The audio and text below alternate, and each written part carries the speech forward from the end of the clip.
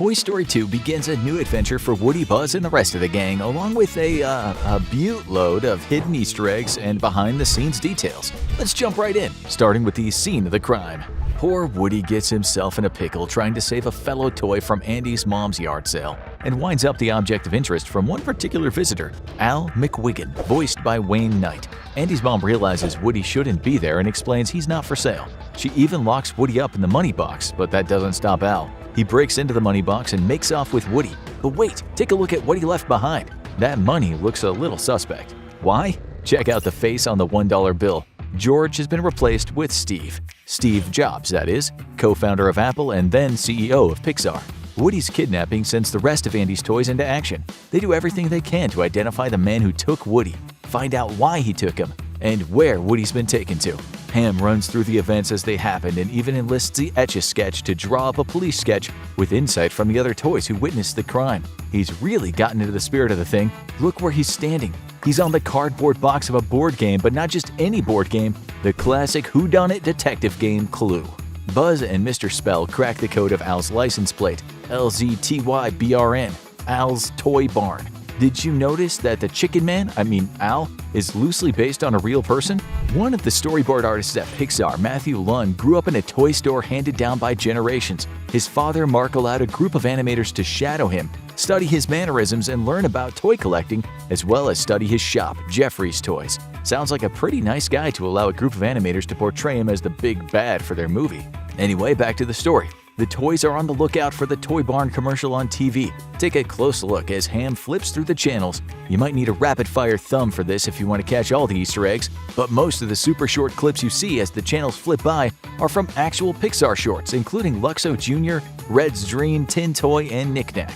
Once they find the commercial, Etch-a-Sketch copies the map at the end, which includes the address to Al's Toy Barn, 1001 West Cutting Boulevard. Fans of our channel know exactly where this is leading. In the real world, it's leading to the then address of Pixar Animation Studios in Richmond, California.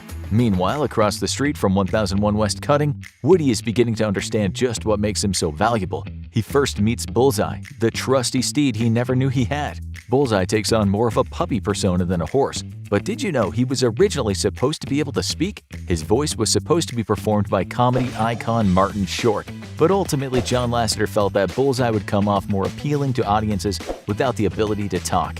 Sorry, Marty. Next up is Jessie, brought to life by the incredible Joan Cusack. She's a cowgirl with spunk and fiery red hair. Jessie comes to us courtesy of John Lasseter's wife, Nancy. She influenced John to add another positive female character to the toy box. Nothing against Bo Peep, of course, but there doesn't seem to be a place for her in Woody and Buzz's adventures yet. Besides, if you recall, Bo really isn't one of Andy's toys at all. She's from a lamp that belongs to Andy's sister, Molly. She was in Andy's room in the first movie because that's where Molly's crib was as well. Anyway, back to Jessie. When she first meets Woody, she uses a very strangely specific figure of speech. She exclaims, "Sweet mother of Abraham Lincoln!" Did you happen to know the name of Abraham Lincoln's mother? And no, Mrs. Lincoln doesn't count. Don't worry, I'll save you the Google. Her name was Nancy Hanks Lincoln. That's right, Tom Hanks is a descendant from her bloodline, which makes him related to Abraham Lincoln. We know he probably doesn't want it, but what do you think? Hanks 2024? Has a nice ring to it if you ask me. Jessie introduces Woody to the prospector Stinky Pete, voiced with perfect elocution by Kelsey Grammer. You might remember Kelsey from his TV hit sitcom Frasier, where he played Dr. Frasier Crane, a character that originated on another hit TV sitcom, Cheers, where Grammer, as the pompous psychiatrist, would rub elbows with barstool philosopher and U.S. postal worker Cliff Clavin, played by John Ratzenberger. Pretty cool, huh? Anyway, Woody learns that he's the missing link to the group known by every kid in the 1950s as the Roundup Gang. He even starred in his own TV show, Woody's Roundup. Get a load of all the merch. In one shot, there's even a little foreshadowing Easter egg. Check out the Life magazine where Woody and Bullseye share the cover. In the bottom left, there's a caption for another story on the issue, Sputnik. First photos revealed. Later, when Stinky Pete tells Woody that his show is canceled, he says Sputnik is the cause. Once the Sputnik satellite went to space, all kids cared about were space toys, leaving Woody and his ilk in the dust. Oh, by the way, there's another Easter egg on that magazine cover. Look at the date and the red banner at the bottom. January 12, 1957 was when director John Lasseter was born.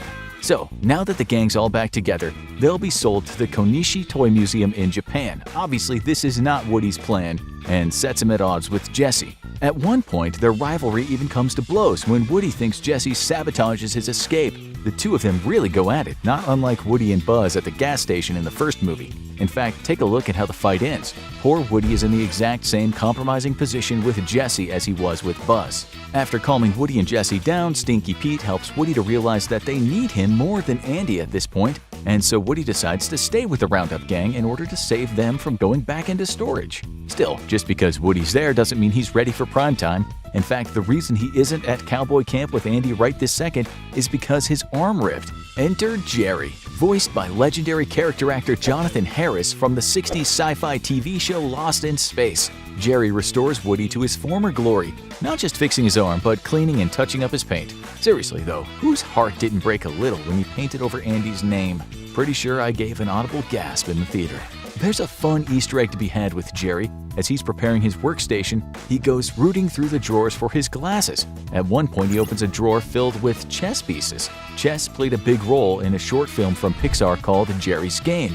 You can catch Jerry's Game online in case you missed it in theaters before A Bug's Life. In the movie, Jerry challenges himself to a game of chess that becomes a riveting and hilarious little story. It earned Pixar an Academy Award for Best Animated Short Film.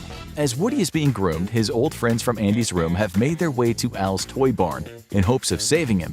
As they search up and down the aisles, their efforts seem fruitless, especially the Slinky. He complains to the others that they've been down that aisle before, but Potato Head says, "We've never been down the aisle, it's pink." How did Slink not notice this? Well, he's a toy dog, and dogs have what's called yellow and blue dichromatic vision, which means they can't see any shades of green or red. That's one interesting and sneaky little detail incorporated by the filmmakers. Hey, did you see that book Rex is reading? It's a strategy guide to the Buzz Lightyear video game at the beginning of the movie that poor Rex can't seem to beat. He was so excited to find the guide waiting at the front of the toy store, but there's also a strange Easter egg hidden on it. Once tour guide Barbie takes over at the wheel, keep your finger on the pause button when Rex tries to show everyone how to defeat Zurg. You'll notice that the price reads $4.95, but in Canada, it's $50. This is an absurd riff on the exchange rate difference between the two countries. In actuality, the book in Canada should have cost around $6.95 in Canadian dollars. Rex is also responsible for another fun Easter egg in the toy store. His excitement over the book causes Barbie to lose control of the car, and Rex accidentally lets go of the video game guide. It slides under a shelf before he has a chance to catch it. Watch as he tries to return to the car. We see him through the car's side mirror running after it. Does that shot look familiar? It's a tribute to another dino-sized hit, Jurassic Park, directed by Steven Spielberg. In that film, Bob Peck, Laura Dern, and Jeff Goldblum try to outrun the T-Rex in their Jeep. Must go faster! You know who really should have gone faster? Toy manufacturers. Watch when Barbie takes Rex, Slink, Ham, and Potato down the Buzz Lightyear aisle. Barbie tells them that upon Buzz Lightyear's original release, both retailers and manufacturers were not expecting him to be very popular. Did you know this little moment is art imitating life? Well, mocking, actually. When the original Toy Story debuted, no one knew it was going to be a huge hit, and so there weren't enough Toy Story dolls to meet the demand. This is not the first time toy sellers underestimated their product. The most notable instance happened in 1977, when Kenner became so overwhelmed with orders for a popular movie-based toy series. They didn't have enough products for the Christmas season. Instead, they gave out a rain check set, which included a cardboard display for 12 characters that wouldn't be available until the following spring. That movie-based toy series? Star Wars. Buzz gets into a mess of his own at the toy store. He sees a display for a brand new utility belt and climbs up to get one for himself. When he does, he comes into contact with another Buzz who is just as deluded as he was in the first movie. Did you notice anything interesting about the shot when Buzz sees his doppelganger for the first time? We see him staring up in awe, just like Woody looked at him in the first movie. There's another deluded toy at large, Emperor Zurg, Buzz Lightyear's arch-nemesis. He winds up getting in the way of the toy's rescue operation with his mission to destroy Buzz Lightyear. Watch the moment he breaks loose from his box. On the bottom right of his box it reads, "Printed in Point Richmond." This is of course another reference to Point Richmond, California, where Pixar Studios used to be located. The toys locate Woody at Al's apartment but come to realize their rescue efforts are in vain. Woody is happy to go to Japan and leave them behind, because he fears what'll happen when Andy is through playing with him. Just when the team thinks they're leaving empty-handed, Woody reconsiders, thanks to an old episode of Woody's Roundup. In the episode, Woody talks about friends and family being the real treasure before singing a familiar song, "You've Got a Friend in Me." Watch closely as a young boy joins Woody on the stage. Did you happen to notice an arm pushing him on? It's a funny little detail when you recognize the kid's shyness at first. He's not sure how to act on TV or with this marionette puppet that's in front of him, but that feeling washes away real quick because he's such a fan of Woody. What a sweet hug. And with that, Woody not only decides to go back with Buzz and company, he invites the Roundup gang to come along. This plan doesn't work at all for Stinky Pete, so he keeps Woody, Jesse, and Bullseye from escaping. At this point, Buzz and his team need to intercept Al before he leaves with the toys for Japan. But as promised, they have their hands full. Zurg stands in their way. Of course, Buzz's doppelganger keeps him busy as they play out not just the final scene in the video game, but a few other classic homages as well. Of course, Zurg's reveal that he's Buzz's father is a direct reference to Vader and Luke from The Empire Strikes Back. What? Spoiler alert, really? It's not only the most popular franchise on the planet, the movie's been around since 1980, I'm just saying. There's another fun reference here. Look at Zurg's ion blaster. It has an intensity lever that goes to 11. This is a chuckle-worthy wink for fans of Rob Reiner's mockumentary This Is Spinal Tap, where Christopher Guest's character Nigel explains that his amp goes all the way to 11.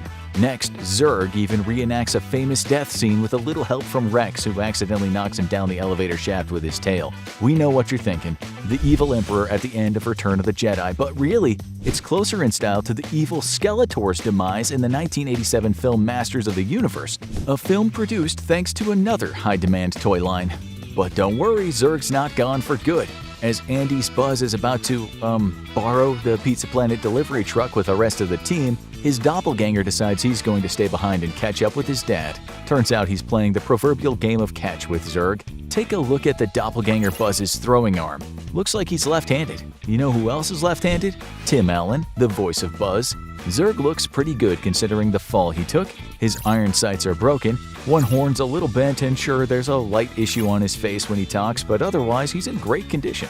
Time is ticking, so Buzz bids a double farewell and heads to the Pizza Planet truck. But wait, did you see that?